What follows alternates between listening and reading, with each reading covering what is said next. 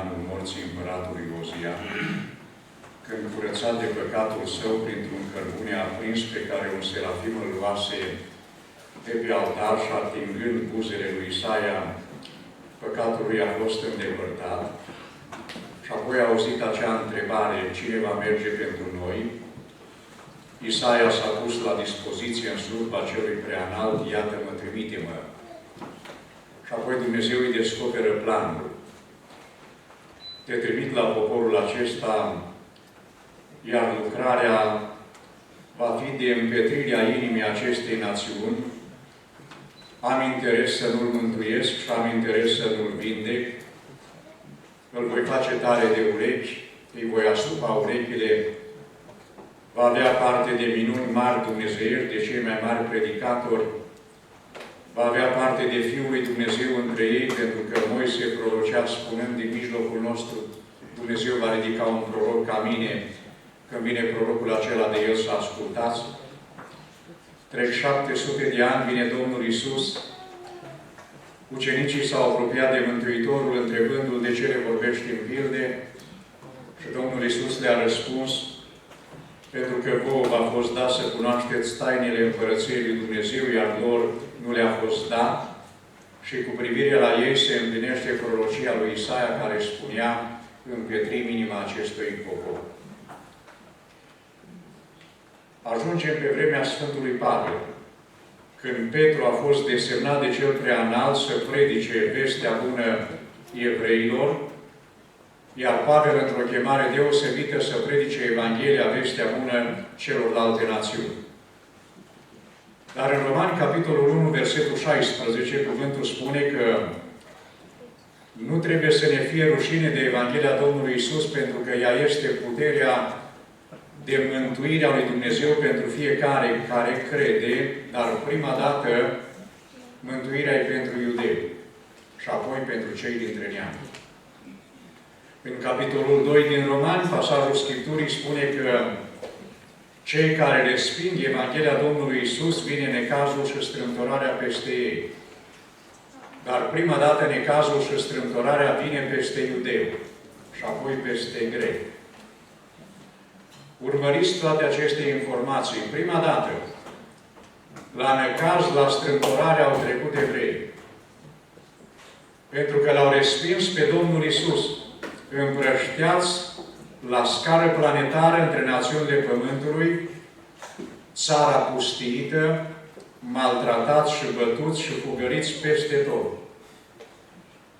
Următorul verset din Romani, capitolul 2, versetul 10, spune că slavă și cinste va veni peste oricine care face binele, dar întâi peste iudeu și apoi peste greci. Reținem această informație foarte importantă. Întâi pentru iudeu și apoi pentru cei dintre neamuri. Ajungem în Cartea Faptele Apostolilor, capitolul 28, ultimul capitol. Singura carte din Scriptură care nu se termină cu amin. Toate cărțile Scripturii au amin la urmă, dar Faptele Apostolilor este o carte încă deschisă care nu are amin. În ea vor fi trecute toate faptele săvârșite de Sfinții lui Dumnezeu, iar când Sfântul Pavel a ajuns întemnițat la Roma pentru că ceruse să fie judecat de Cezar, a ajuns de 3 zile și el a dat zvon să vină mai mari iudeilor pentru că avea de discutat cu ei. Ce au avut de discutat? Din legea lui Moise, din psaltire și din cuvântul profetic, Sfântul Pavel le-a demonstrat că Domnul Iisus este Mesia cel așteptat în lume pe care evreii l-au omorât. Vorbirea ținea de dimineață până seara, spune cuvântul. Unii au crezut ce predica Pavel, iar alții au respins. Pentru că ei au plecat în neînțelegere unii cu alții, Pavel n-a adăugat decât aceste vorbe. Bine a spus Duhul Sfânt prin prorocul Isaia și apoi urmează acea prorocie încă de pe vremea morții împăratului Ozia. Oamenii aceștia, fiind evrei dintre evrei, păsându-le de neamul lor, pentru că Sfântul Pavel a iubit casa lui și neamul lui. El s-a rugat în multe rânduri lui Dumnezeu spunând: te rog să mântuiești pe Israel. Te rog să-l înțelepțești, să nu dea cu piciorul în Evanghelie. Am durere, spune el, pentru cei din neamul meu. Aș dori să fiu anatema, numai ei să fie mântuiți. Pavel și-a dat seama de valoarea mântuirii care se află în Evanghelie. Dar evreii au respins Evanghelia Domnului Isus. Vreau să vă spun că evreii n-au avut niciodată Crăciun, nașterea Domnului. N-au avut învierea Domnului Isus. De aceste sărbători, doar noi, cei dintre neamuri, ne-am bucurat. E foarte adevărat că au avut primul florii. Când în duminica sau în acea zi a floriilor, Mântuitorul, coborând călare pe mânzul măgăriței către Ierusalim, Isaia îl striga: Osana, binecuvântat e Cel ce vine în numele Domnului. Și atunci, în acea zi, Domnul Iisus le-a zis: este ultima dată, ultima sărbătoare pe care voi o aveți. Nu mă veți mai vedea până când veți zice iarăși: binecuvântat este Cel ce vine în numele Domnului. Profeția aceasta este încă neîmplinită pentru Israel. Urmează să se împlinească. Pentru că Domnul Iisus a vorbit și a zis: vin să te strâng cum își strânge găina puii, dar voi nu vreți. De aceea vi se lasă casa pustie. Vrășmașii vor veni, te vor înconjura cu șanțuri, te vor lovi. Nu va rămânea în tine piatră pe piatră, pentru că n-ai cunoscut vremea când te-a cercetat Dumnezeu. În anul 70, după Domnul Iisus, Ierusalimul a căzut. Templul a fost ars. În anul 135, după Domnul Iisus, țara a fost depopulată de populația evreiască și evreii au fost răspândiți la scară planetară între națiunile Pământului. Se împlinea cuvântul rostit de Dumnezeu prin gura prorocului Isaia. Sunt 3 răspunsuri în Noul Testament la această întrebare. Până când? Primul răspuns este acea zi când pentru Israel urmează să coboare Domnul Iisus. Talpa piciorului lui va fi pe muntele măslinilor și atunci Israel, ca și națiune, va striga iarăși la adresa Mântuitorului: binecuvântat e Cel ce vine în numele Domnului. Al doilea răspuns este în pasajul pe care l-am citit în seara aceasta din Sfânta Evanghelie după Luca, capitolul 21. Iar prorocia spune că Ierusalimul va fi călcat în picioare de neamuri până se va împlini vremea neamurilor. Și al treilea răspuns este în epistola Sfântului Pavel către Romani, prin care ni se dă informația că o parte din Israel a căzut în împetrire care va ținea până va intra numărul deplin al neamurilor. Sunt 3 răspunsuri la acea întrebare ridicată de prorocul Isaia: Doamne, până când ai noștri vor fi împetriți? Până când ai noștri vor fi bătuți? Până când ai noștri îl vor respinge pe Domnul Iisus? Până când? Dumnezeu a dat răspuns în Vechiul Testament: țara va fi pustiită, ei vor fi împrăștiați. Iar în Noul Testament sunt aceste 3 răspunsuri. Până când Israel va striga din nou: binecuvântat e Cel ce vine în numele Domnului. Al doilea răspuns: Ierusalimul călcat în picioare de neamuri, cât ține vremea neamurilor. Și al treilea răspuns: până va intra numărul deplin al neamurilor. Îngăduiți-mă în seara aceasta să prezint din Scriptură subiectul acesta: răspunsul la al doilea până când. În Sfânta Evanghelie după Luca, capitolul 21, a doua parte a versetului 23, spune: va fi o mare strâmtorare în țară, mânie norodului împotriva norodului acestuia. Începem în ultima vreme să ne uităm în Scripturi, vorbind despre necazul cel mare, despre apariția Anticristului. Dar înainte de apariția Anticristului, prorocul Ezechiel prorocește că popoare din partea de miază noapte a Israelului se vor duce în Țara Sfântă pentru ca să se dedea la jaf. Va fi un război din partea popoarelor slave, din partea celor care se trag din Gomer și din partea celor care se trag din Togarma. Din Gomer se trag popoarele germanice. Iar Togarma e Turcia de astăzi. Gog, Magog, Meșec, Tubal, Roș. În Evul Mediu, în zona unde se află Chievul, Ucraina, țara se numea Țara Roșului. Meșecul este Moscova de astăzi. Ezechiel prorocește că într-o zi vor invada Țara Sfântă. Țara Sfântă va fi locuită, dar cetățile nu vor avea protecție, nu vor avea ziduri. Aș vrea să vă spun că nu există ziduri de protecție în Israel. Locuind în liniște și în pace, într-o zi sau într-o dimineață ne vom scula, va fierbe pământul, pentru că Meșecul, Magogul va fi în fruntea acestei conglomerații de armate, dacă pot să le numesc așa, care vor invada Țara Sfântă. Când Domnul Iisus l-a trimis pe Petru la mare să arunce undița, trebuia plătită taxa, impozitul, un pește era purtător de bani rusesc acolo, pentru că sub soare numai rușii au rublă. Iar prorocia lui Ezechiel spune: te voi târî pe munții mei, așa cum a prins Petru peștele acela în care s-a găsit peștele de banul de plătit taxa. Vor fi două războaie distincte. Primul va fi invazia care va merge să săcătuiască țara lui Israel, pentru că observați dumneavoastră criza de care noi vorbim. Marii magnați ai lumii sunt evrei. Am avut ocazia, mergând acum în Anglia, la Londra, să trec prin cartierul lor. N-am mai văzut niciodată în Europa, nici măcar la Paris. Era sabatul, era ziua de sabat, ieșeau evreii de la sinagogă.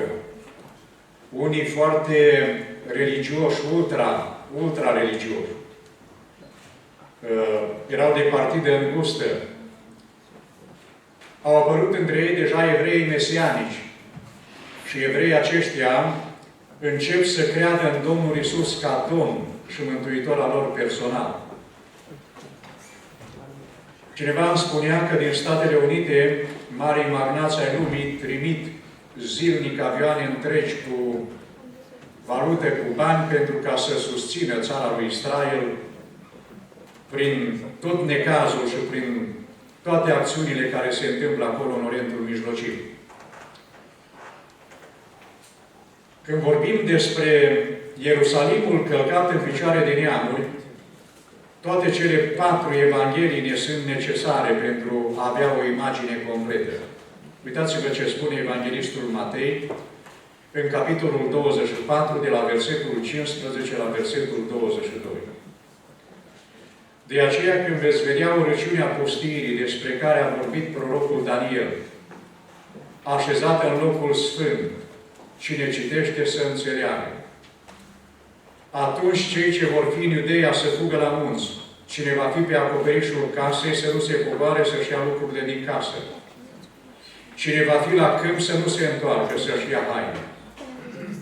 Vai de femeile care vor fi însărcinate și de cele ce vor da țâță în zilele acelea. Rugați-vă ca fuga voastră să nu fie iarna, nici într-o zi de sabat. Pentru că atunci va fi un necaz așa de mare, cum n-a fost niciodată de la începutul lumii până acum și nici nu va mai fi. Și dacă zilele acelea n-ar fi fost scurtate, nimeni n-ar scăpa. Dar din pricina celor aleși, zilele acelea vor fi scurtate. Asta ne descrie evanghelistul Matei. Matei vede un Ierusalim reconstruit. Matei vede urăciunea în locul preasfânt. Vede un necaz așa de mare cum n-a fost și nici nu va mai fi vreodată. Luca vorbește despre un viitor apropiat. o împlinire în zilele care le stăteau în față, vedea căderea iminentă a Ierusalimului și vedea răspândirea evreilor printre neamuri la scară globală, robia romană. Cu toate acestea, Matei vorbea despre alte timpuri, afirmând că Ierusalimul va fi călcat în picioare până când aceste timpuri se vor împlini. Când se vor împlini aceste timpuri? În primul rând, când Domnul Iisus va reveni în slavă. Titlul cărții Apocalipsa înseamnă dezvăluire. Este ca o statuie când este dezvelită oficial pentru a fi văzută de toată lumea. Apocalipsa îl dezvăluie pe Domnul Iisus Hristos, arătându-ne apariția sa publică, revenirea sa în slavă, precum și modul în care Ierusalimul va fi călcat în picioare de către neamuri până atunci, inclusiv în ultimul mare necaz despre care vorbește Scriptura. Cartea Apocalipsului, capitolul 11, versetul 1 și versetul 2. Apoi mi s-a dat o trestie asemenea unei prăjini și mi-a zis, scoală-te și măsoară templul lui Dumnezeu, altarul și pe cei ce se închină în el. Dar curtea de afară a templului lasă-o la o parte nemăsurată, căci a fost dată neamurilor care vor călca în picioare sfânta cetate 42 de luni. 42 de luni însemnează 3 ani și jumătate. Cartea prorocului Daniel vorbește despre ultima săptămână și el vorbește despre ce se va întâmpla exact la jumătatea săptămânii. În cartea Psalmului, la Psalmul de la numărul 2, versetul 9, tu le vei zdrobi cu un toiac de fier și le vei sfârma ca pe vasul unui olan. În cartea Apocalipsului, capitolul 19, de la versetul 1 la versetul 16, apoi am văzut cerul deschis și iată că s-a arătat un cal alb. Cel ce sta pe el se cheamă Cel Credincios și Cel Adevărat și el judecă și se luptă cu dreptate. Ochii lui erau ca para focului, capul îl avea încurnat cu multe cununi împărătești și purta un nume scris pe care nimeni nu știe, decât numai el singur. Era îmbrăcat cu o haină muiată în sânge, numele lui este Cuvântul lui Dumnezeu. Oștile din cer îl urmăreau călare pe cai alb, îmbrăcat cu in subțire alb și curat. Din gura lui ieșea o sabie ascuțită ca să lovească neamurile cu ea, pe care le va cărmui cu un toiac de fer și va călca cu picioarele teascul vinului mâniei aprinse a Totputernicului Dumnezeu.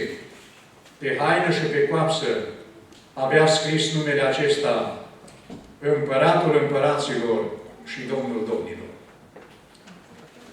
În Cartea Faptele Apostolilor, capitolul 1, de la versetul 9 la versetul 11,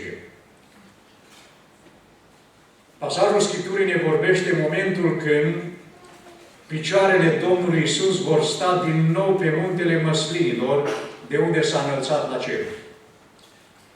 După ce au spus aceste lucruri, pe când se uitau ei la el, s-a înălțat la cer și un nor l-a ascuns din ochii lor. Și cum stăteau ei cu ochii pironiți spre cer, pe când se suia el, iată, că li s-au arătat doi bărbați îmbrăcați în alb și au zis, bărbați Galilei, de ce stați și vă uitați spre cer? Acest Iisus care s-a înălțat la cer din mijlocul vostru va veni în același fel cum l-ați văzut mergând la cer. Atunci Ierusalimul, când se întâmplă evenimentul acesta, al revenirii Domnului Iisus, iar talpa piciorului lui se va opri pe muntele Măslinilor, atunci Ierusalimul nu va mai fi călcat în picioare de neam. Ați observat, de exemplu, se vorbește despre reconstrucția templului. La ora actuală, evreii au în vedere să dărâme moscheia lui Omar, să reconstruiască exact pe locul acela templu, urăciunea pustiei despre care a vorbit Daniel. Înțeleptul Solomon spune, nimic nu nou sub soare și apoi va mai fi. Asta însemnează că un eveniment trebuie obligatoriu să se mai repete. Antoniu Epifanus, când s-a reconstruit al doilea templu, a cucerit Țara Sfântă, Ierusalimul, și a sacrificat pe altarul de la Ierusalim un porc, o scroafă. Porcul este animal necurat, pervertind astfel templul. Daniel a vorbit, s-a întâmplat odată pe vremea aceea și urmează să se mai întâmple încă o dată. Zice, urăciunea pustirii despre care a vorbit prorocul Daniel, despre asta este vorba. Prorocul Zaharia, în capitolul 12, versetul 2 și versetul 3, uitați-vă cum vede el eliberarea Ierusalimului de neam. Iată, voi preface Ierusalimul într-un potir de amenințare pentru toate popoarele de prin prejur și chiar pentru Iuda, la împresurarea Ierusalimului. În ziua aceea, voi face din Ierusalim o piatră grea pentru toate popoarele. Toți cei ce o vor ridica vor fi vătămați și toate neamurile pământului se vor strânge împotriva lui. Zice, urăciunea pustirii așezată în locul preasfânt, zice, dar să lași curtea pentru neamuri, pentru că Ierusalimul va fi călcat în picioare și din pricina acestei curți. Noi am avut acces la Ierusalim. Prorocul Zaharia vine și spune, în viitor, Ierusalimul va fi o piatră grea pentru națiunile pământului. Și vă spun de ce. Pentru că Anticristul, prorocul mincinos și fiara care urmează să apară, vor să copie întocmai exact, dacă s-ar putea, lucrarea făcută de Domnul Iisus. Făcând o copie falsă, vor fi posedați de puterea satanică încât să înșele la scară planetară. Și atunci prorocul Zaharia vine și spune, Ierusalimul și Israelul va fi o piatră grea pentru toate națiunile pământului. La Ierusalim urmează să vină Domnul Iisus. Pentru 1000 de ani, capitala lumii va fi la Ierusalim și Domnul Iisus va guverna. Dar înainte să vină Domnul Iisus, Anticristul vrea El să guverneze și vrea capitala să o așeze la Ierusalim. Nu la voia întâmplării, bătălia finală va fi în Valea Megiddo, Armagedon, din pricina faptului că Anticristul, un bărbat care va fi pus în fruntea sistemului și care se va răzvrăti împotriva tot ceea ce însemnează Dumnezeu Israel și mai ales Iisus Hristos, va aduce cataclismul acesta și bătălia finală. Prorocul Zaharia zice, în ziua aceea, voi face din Ierusalim o piatră grea pentru toate popoarele. Toți care vor încerca să dea la o parte piatra asta grea, vor fi vătămați și toate neamurile pământului se vor strânge împotriva lui. În capitolul 14, de la versetul 2 la versetul 7, apoi voi strânge toate neamurile la război împotriva Ierusalimului. Cetatea va fi luată, casele vor fi jefuite, femeile batjocorite, jumătate din cetate va merge în robie, dar rămășița poporului nu va fi nimicită cu desăvârșire din cetate. Și Domnul se va arăta și va lupta împotriva acestor neamuri, cum s-a luptat în ziua bătăliei. Zice Domnul, se va arăta Domnul pentru cetate, pentru Israel. Versetul 4. Picioarele lui vor sta în ziua aceea pe muntele Măslinilor, care este în fața Ierusalimului, spre răsărit. Muntele Măslinilor se va despica la mijloc, spre răsărit și spre apus, și se va face o vale foarte mare. Jumătate din munte se va trage înapoi spre miază noapte, iar jumătate spre miază zi. Veți fugi atunci în Valea Munților mei, căci valea dintre munți se va întinde până la Ațel. Și veți fugi cum ați fugit de cutremurul de pământ de pe vremea lui Ozia, împăratul lui Iuda. Și atunci va veni Domnul Dumnezeul meu și toți sfinții împreună cu El. În ziua aceea nu va mai fi lumină. Stelele strălucitoare se vor ascunde. Va fi o zi deosebită, cunoscută de Domnul. Nu va fi nici zi, nici noapte, dar spre seară se va vedea lumina. Asta a văzut prorocul Zaharia. Am luat subiectul acesta al Anticristului Și îngăduiți-mi în câteva minute să prezint partea introductivă la subiectul acesta, care este extrem de profund, pe paginile Sfintelor Scripturi. Cine este Anticristul? Anticristul care urmează să apară este cea din urmă căpetenie pe care o va cunoaște lumea întreagă la sfârșitul vremurilor și care va antrena o răscoală de proporții contra Domnului și a Hristosului Său. În curând va apare supra omului, care va întrupa toată puterea Satanei. Acest falc Hristos, care își va ascunde spiritul de violență printr-o mare viclenie, va amăgi națiunile lumii care îl vor aclama ca pe Salvatorul lor. Deja popoarele europene zice, nu mai știm ce să facem. Dați-mi un om să salveze Europa. Fie înger, fie Dumnezeu, fie drac. Avem trebuință de un asemenea om. Deja se discută problema aceasta și la scară europeană. Anticristul este acel personaj sau acel sistem care este contra Domnului Iisus Hristos, care vrea să-L submineze pe Fiul lui Dumnezeu. Vreau să prezint subiectul acesta biblic, scriptural. În prima epistolă a Sfântului Ioan, capitolul 2, versetul 18, copilașilor, este ceasul de pe urmă. Și după cum ați auzit că are să vină Anticrist, să știți că acum s-au ridicat mulți anticriști. Prin aceasta cunoaștem că este ceasul de pe urmă. Mulți anticriști, adică o gloată mare, imensă, care îl vor respinge fățiș deschis pe Domnul Iisus Hristos. Spune Ioan copilașilor, să urmăriți, are să vină Anticrist.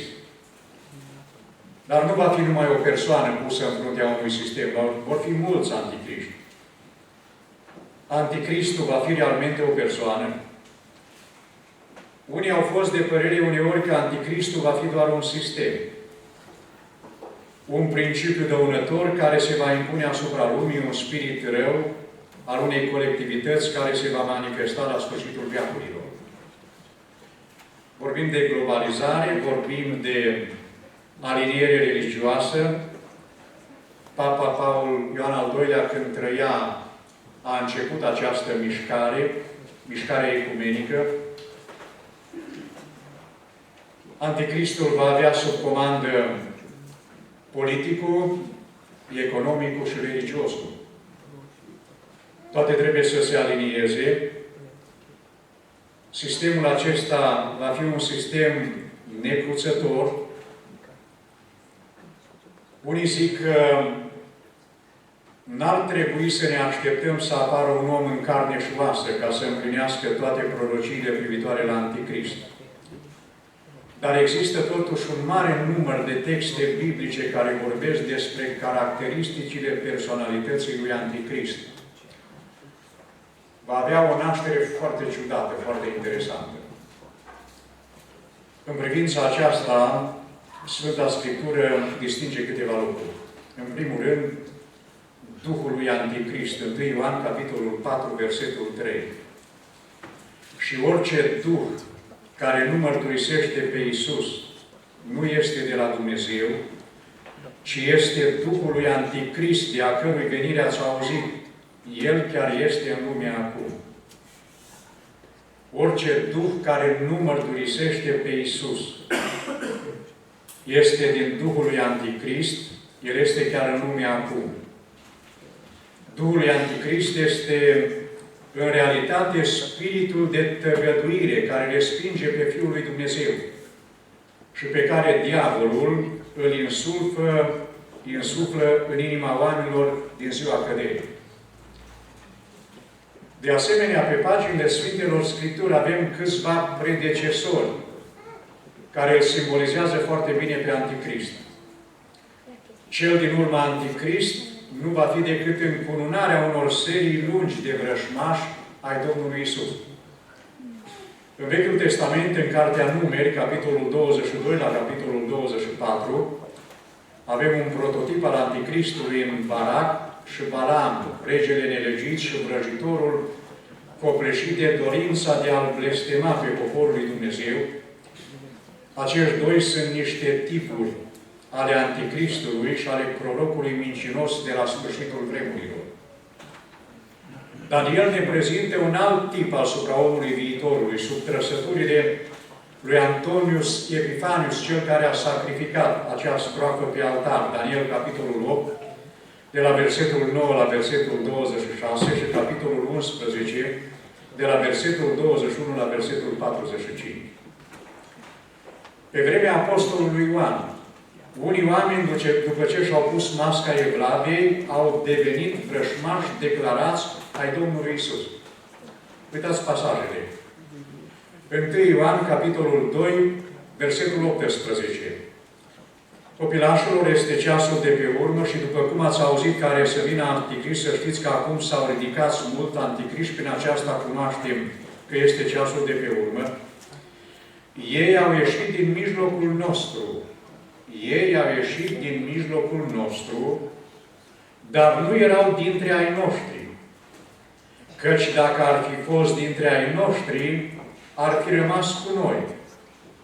Ci au ieșit ca să se arate că nu toți sunt dintre ai noștri. Cine este mincinosul? Versetul 22. Dacă nu cel ce tăgăduiește că Iisus este Hristosul, acela este Anticristul care tăgăduiește pe Tatăl și pe Fiul. 2 Ioan, versetul 7. Căci în lume s-au răspândit mulți amăgitori care nu mărturisesc că Iisus Hristos vine în trup. Iată amăgitorul. Iată Anticristul. Prin 1914, când a început primul război mondial, au existat mișcări religioase care au zis: acum vine Domnul. Au stat îmbrăcați în haine albe să-L întâmpine și n-a venit. Și atunci, cei care au presupus teza aceasta, am citit în istorie, au luat-o printr-un lan de porumb. Erau 3 la număr și, încercând o explicație, unuia dintre ei a venit o idee și a zis: poate a venit în sanctuarul de sus. Și nici de cum în templul lui Dumnezeu. Poate în sanctuar. Și au rămas la această doctrină că deja Domnul Iisus a și venit, domnește în glorie și în slavă în sanctuar. Dar ceea ce spune pasajul Scripturii din 2 Ioan zice: mulți amăgitori care nu mărturisesc că Iisus vine în trup. Iată amăgitorul. Iată Anticristul.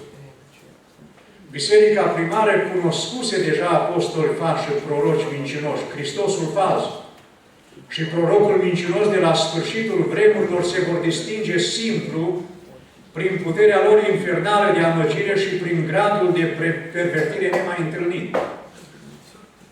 În toate vremurile, creștinii au recunoscut ca precursori ai lui Anticrist anumite personaje istorice care s-au remarcat prin opoziție față de creștinism, față de Sfânta Evanghelie, prin prigonirea credincioșilor, prin slăvirea propriei lor persoane, Nero, de exemplu, Mahomet și apoi, mai aproape de noi, Hitler a fost o asemenea persoană, Stalin, de exemplu. La adresa lui Stalin se înălțau cuvinte de glorie, de odă. Rușii și apoi popoarele subjugate îl vedeau pe Stalin ca pe Dumnezeu. În al treilea rând, vor fi, deci, persoane care vor fi prototip pentru Anticristul care urmează să apară, dar ultimul personaj care va fi în fruntea sistemului va fi de o ferocitate ieșită din comun. Va întrece în ferocitate toți ceilalți care au ținat înainte în Duhul lui Anticrist. Din Scriptură am încercat să observ persoana lui Anticrist. În opinia lui Ioan, un anticrist sau anticristul care urmează să apară va fi o persoană. E foarte adevărat că va conduce un sistem. cei ce existau pe vremea sa, a Sfântului Ioan, erau niște falși creștini și vrăjmași ai Domnului, care s-au demascat prin faptul că au părăsit biserica. Ioan au zis, au fost cu noi. Au mers cu noi o bucată, dar pentru că n-au fost dintre noi, au ieșit dintre noi și au fost împotriva Domnului Isus. Și atunci Apostolul adaugă fraza aceasta, ați auzit care să vină Anticrist, adică un om asemănător primilor anticriști, dar mai redutabil decât toți aceștia. Sfântul Pavel îi dă lui Anticrist nume care nu se pot atribui decât unei persoane. 2 Tesaloniceni, capitolul 2, versetul 3, 4 și 8. Nimeni să nu vă amăgească în vreun chip, căci nu va veni înainte să fi venit lepădarea de credință și de a se descoperi omul fără de legii, fiul pierzării, potrivnicul care se înalță mai presus de tot ce se numește Dumnezeu sau de ce este vrednic de închinare. Așa că se va așeza în templul lui Dumnezeu, dându-se drept Dumnezeu. Și atunci se va arăta acel nelegiuit pe care Domnul Iisus îl va nimici cu suflarea gurii sale și îl va prăpădi cu arătarea venirii sale. Domnul Iisus nu va veni la voia întâmplării și nu va veni oricând. Profețiile Scripturii spun că vine o zi în care Israel va cere ajutor direct de la Dumnezeu. Citiți psalmul de la numărul 121. Îmi ridic ochii spre munți, de unde îmi va veni ajutorul. Ajutorul vine de la Domnul. În acea zi, Domnul Iisus va veni special pentru Israel. Israel va striga, binecuvântat-i Cel ce vine în numele Domnului, și în ziua aceea Domnul Iisus eliberează Ierusalimul de călcătura neamurilor și are loc marea confruntare. Atunci se va arăta acel nelegiuit pe care Domnul Iisus îl va nimici cu suflarea gurii sale și îl va prăpădi cu arătarea venirii sale. Daniel vorbește despre același personaj, ca fiind un rege ce va rosti cuvinte de hulă la adresa celui preanalt. Va prigoni pe sfinți și va avea stăpânirea. Și ascultați ce vorbește Daniel în capitolul 7, începând cu versetul 24. Cele 10 coarne înseamnă că din împărăția aceasta se vor ridica 10 împărați.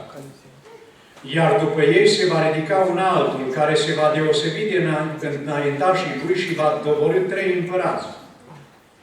El va rosti vorbe de hulă împotriva celui preanalt, va asupri pe sfinții celui preanalt și se va încumeta să schimbe vremurile și legea. Și sfinții vor fi dați în mâinile lui timp de o vreme, 2 vremi și o jumătate de vreme. Apoi va veni judecata și se va lua stăpânirea care va fi prăbușită și nimicită pentru totdeauna. Asta a văzut Daniel. În capitolul 8, de la versetul 23 la versetul 25. La sfârșitul stăpânirii lor, când păcătoșii vor fi umplut măsura nelegiuirilor, se va ridica un împărat fără rușine și viclean. El va fi tare. Dar nu prin puterea lui însuși, el va face pustiiri de necrezut. Va izbuti în tot ce va începe. Va nimici pe cei puternici și chiar pe poporul sfinților. Din pricina propășirii lui și izbândirii vicleniilor lui, inima îi se va îngânfa. Va pierde pe mulți oameni care trăiau liniștiți și va ridica împotriva Domnului Domnilor, dar va fi zdrobit fără ajutorul vreunei mâini omenești. Va fi zdrobit. Dacă o să citiți cartea prorocului Daniel, acel vis al împăratului Nebucadnețar, el a crezut că el e. La pasajul Scripturii spune că s-a desprins o piatră fără ajutorul vreunei mâini, care a lovit personajul acela la picioare și l-a făcut praf. Piatra aceea este Fiul lui Dumnezeu, Domnul Iisus Hristos. Nimicirea Anticristului nu se va face prin putere omenească, ci se va face direct prin intervenția celui preanalt. Vedeți, când se vorbește despre poporul sfânt, întrebarea care se ridică, biserica intră în necazul acesta mare, sunt trei păreri. Prima părere este că biserica va fi răpită. Că în nori vine Domnul Iisus, se va întâlni cu biserica, va avea loc nunta mielului și apoi când poporul sfânt al lui Dumnezeu, evreii, vor striga pentru că vor fi părăsiți și vor rămânea singuri. Când națiunile pământului se vor duce pentru ca să șteargă de pe fața pământului poporul ales al lui Dumnezeu și în mod deosebit pe Domnul Iisus Hristos, evreii vor striga după intervenție, iar comentatorii biblici vorbesc că poporul ăsta sfânt, despre care e vorba în versetele acestea, e vorba despre Israel și nici de cum despre biserică. Sunt pasaje care spun, zice, te voi păzi de ceasul încercării, vorba despre biserică, care are să vină peste toată lumea. A doua părere este că biserica intră în necazul cel mare. Și a treia părere este că se va ajunge cu biserica până la judecata finală, când pentru 1000 de ani Satana va fi legat în mod efectiv și apoi pentru foarte scurtă vreme Satana va fi deslegat și cei mai mulți care vor trăi pe planeta Pământ vor cădea și ei. În Daniel, capitolul 11, versetul 36, Împăratul va face ce va voi, se va înălța și va slăvi mai presus de toți Dumnezeii și va spune lucruri nemai auzite împotriva Dumnezeului, Dumnezeilor și va propăși până va trece mânia, căci ce este hotărât se va împlini. Nu va ținea seama nici de Dumnezeii părinților săi, nici de dorința femeilor. Cu un cuvânt nu va ținea seama de niciun Dumnezeu, ci se va slăvi pe sine mai presus de toți. În schimb, va cinsti pe Dumnezeul cetățuilor, acestui Dumnezeu pe care nu-L cunoșteau părinții săi, îi va aduce cinste cu aur, cu argint, cu pietre scumpe și lucruri de preț. Va intra și în țara cea minunată și 10.000 vor cădea. Dar Edomul, Moabul și fruntașii copiilor lui Armon vor scăpa din mâinile lui. Își va întinde corturile palatului său între mare și muntele cel slăvit și sfânt. Apoi își va ajunge sfârșitul și nimeni nu-i va veni în ajutor. În cele din urmă, regele acesta, prin intervenția Domnului Iisus direct pentru Israel, va fi aruncat de viu în iazul de foc și de pucioasă, 1000 de ani mai târziu. El se află tot acolo cu diavolul și prorocul mincinos și vor fi chinuiți zi și noapte în vecii vecilor. Și ascultați pasajul. Cartea Apocalipsului, capitolul 19, versetul 20. Și fiara a fost prinsă și împreună cu ea a fost prins prorocul mincinos, care făcuse înainte ei semnele care amăgise pe cei ce primiseră semnul fiarei și se închinaseră icoanei ei. Amândoi aceștia au fost aruncați de vii în iazul de foc care arde cu pucioasă. Capitolul 20, versetul 10. Și diavolul care înșela a fost aruncat în iazul de foc și de pucioasă, unde sunt fiara și prorocul mincinos și vor fi munciți zi și noapte în vecii vecilor. Capitolul 20, versetul 15. Oricine n-a fost scris în cartea vieții, a fost aruncat în iazul de foc. Frăților, pentru că subiectul acesta este un subiect greu, care urmează să se întâmple în viitor. Am început să prezint subiectele acestea și am observat un lucru. Venea cineva și mi-a zis, ce-mi trebuie mie să știu toate aceste lucruri? Ce eu trăiesc acum, în prezent, vreau să mă bucur de mântuirea Domnului Iisus. Zice, mi se pare atât de complicat, mi se pare atât de sinistru, atât de sumbru. Fraților, e posibil oricând planul acesta să intre în aplicație și chiar în generația noastră. Și vă spun de ce. Israel are țară, Israel are conducător, Israel are armată, Și uitați-vă, toate conflictele se generează în jurul lui Israel. Lumea mahomedană, lumea arabă, este în pierdere la ora actuală. Israel este foarte precaut în ceea ce urmează atac din partea arabilor asupra lor. Simțim încet cum harul de la neamuri se tot ia. Observăm că din pricina înmulțirii fără de legilor, dragostea celor mai mulți începe să se răcească. Nu mai există atracție pentru adunare. Ne sunt prea multe slujbe în casa Domnului. Vineri seara, de exemplu, am observat foarte puțini frați mai vin la adunare. Dacă am putea să avem doar o singură slujbă și aia să fie cât mai scurtă. Am avut harul din partea lui Dumnezeu să merg pentru 3-4 zile în Anglia, la Londra. Am fost foarte curios să văd. Mișcarea Baptistă am citit foarte mult de mari predicatori pe care Anglia i-a dat. Spurgeon și ceilalți predicatori în care veneau mii de oameni să asculte predicarea Sfântului Cuvânt. Am citit într-o carte că atunci când Spurgeon predica despre iad, crea o imagine a iadului încât băga spaima și frica, iar oamenii care ascultau predica se agățau de stâlpi, pentru că simțeau căderea în iad. A murit Spurgeon, au murit mari predicatori. Anglia a propășit din punct de vedere material și ceea ce eu cel puțin am putut să văd.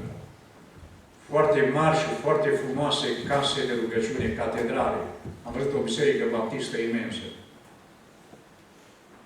Cineva îmi spunea dacă sunt 10 membri acolo.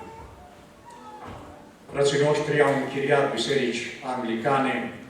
Am avut harul să predic într-o biserică anglicană imensă. Am întrebat, așa că e plină casa când se adună englezii. De ce nu, frate, au mai rămas doar câțiva bătrâni? Mai sunt 4-5. Atunci am văzut așa afișe pe biserică și neștiind prea bine engleză, la un moment dat am întrebat, noi, ce sunt afișele astea pe biserici neoprotestante?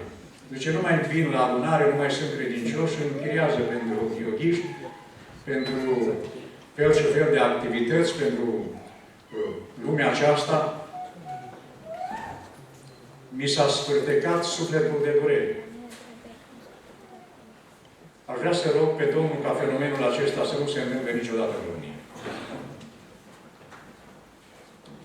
E bine să ne aducem copiii la adunare. Marea greșeală pe care au făcut-o englezii a fost că n-au adus copiii cu ei la adunare. Au pierdut generația tânără. Vedeți, noi putem să fim o biserică puternic legalistă, prin care să nu înțelegem mersul vremurilor și a evenimentelor, și să nu ne implicăm în mod real pe problemele celor tineri. Și atunci, luând anumite hotărâri, să putem să închidem sufletul pentru generația care vine după noi și are trebuință de mântuire. Vreau să vă rog, fraților, să ne gândim serios la aceste lucruri.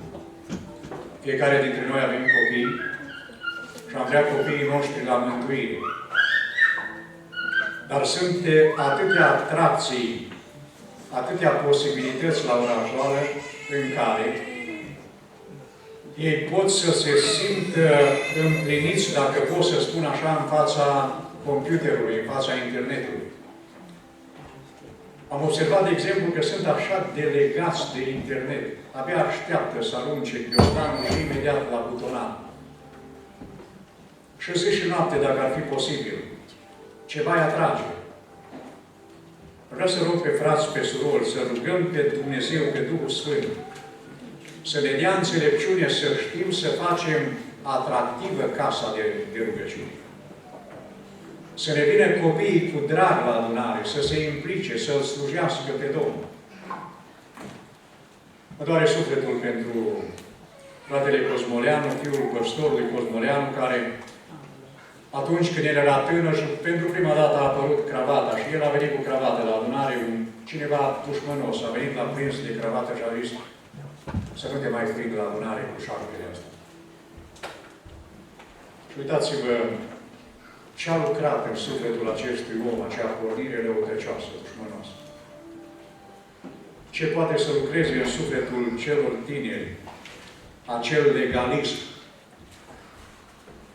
Spunea cineva, zice, Domnule, trezire spirituală.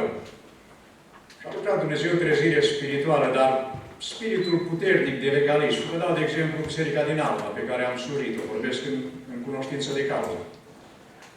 Spunea cineva, zice, doi dacă mai rămânem la camine așa. Și doi au mai rămas ca eu.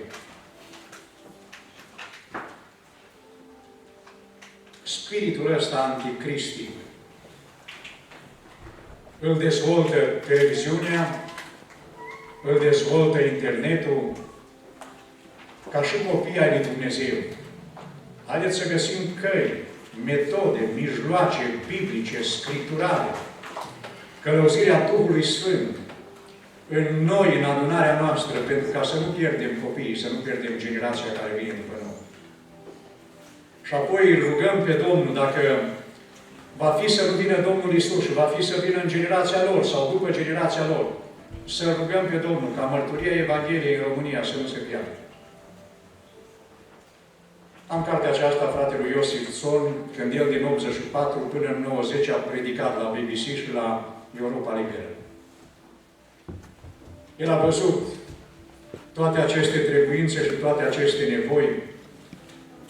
Vorbea despre sistemul care urma să cadă și frați din țară mergeau și spunea, frate, ne faci mare rău vorbind despre aceste lucruri, dar și astăzi, după amiază, am luat și am frunzărit puțin cartea și mi-am dat seama de un lucru mare, dreptate a avut.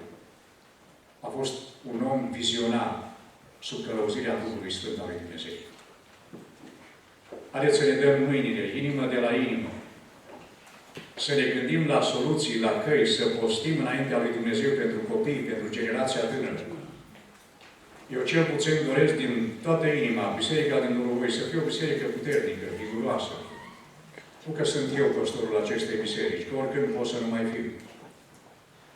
Dar Biserica Domnului Iisus trebuie să meargă înainte și cu mine și fără mine.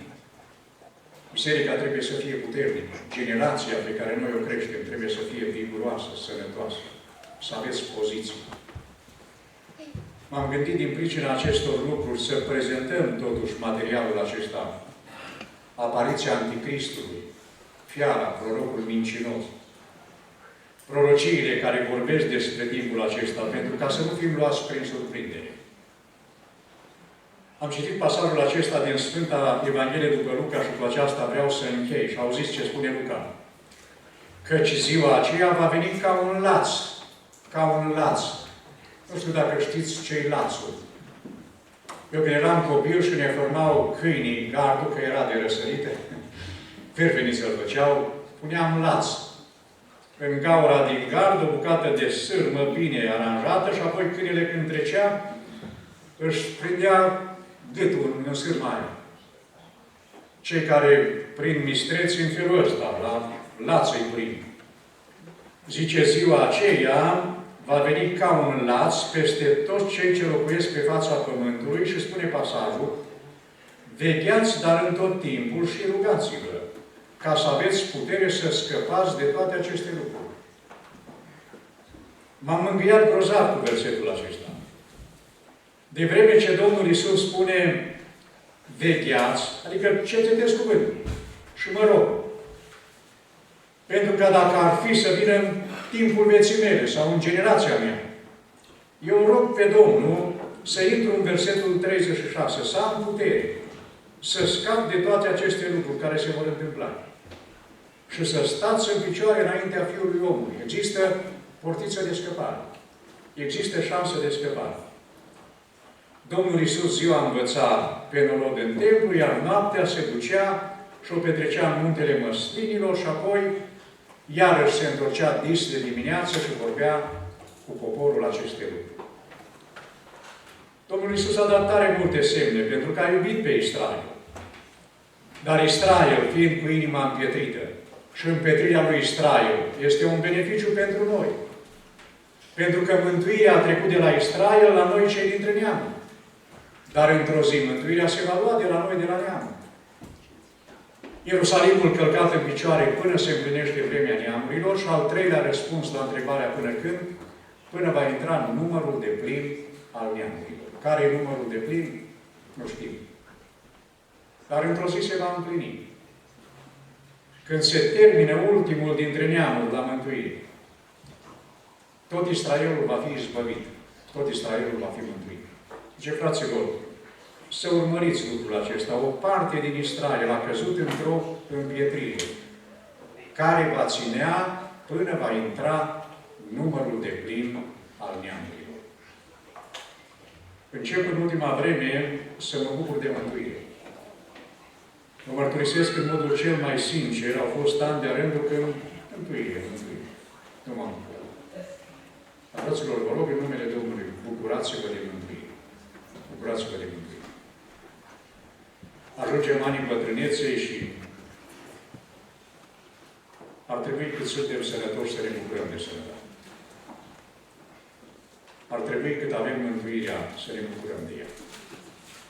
Să facem risipă de bogăția, de comoara aceasta care se cheamă mântuire. Am observat în ultima vreme, predicând pe la înmormântări, printr-o parte, prin alta, predicând mai mult despre mântuire.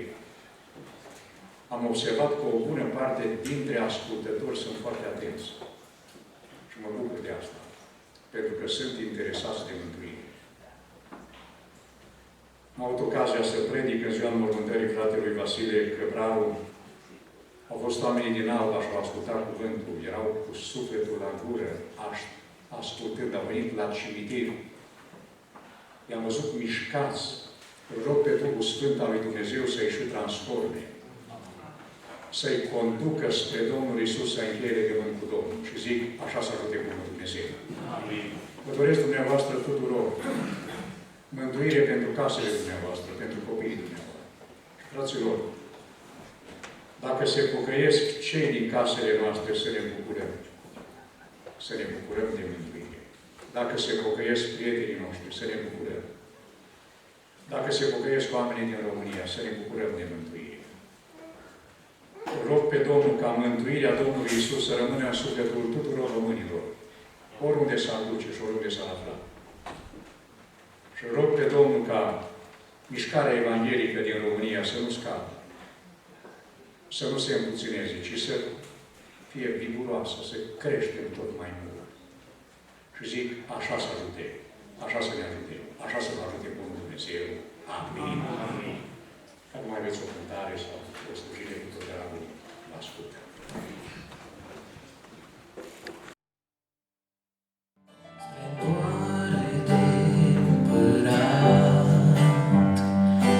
Cu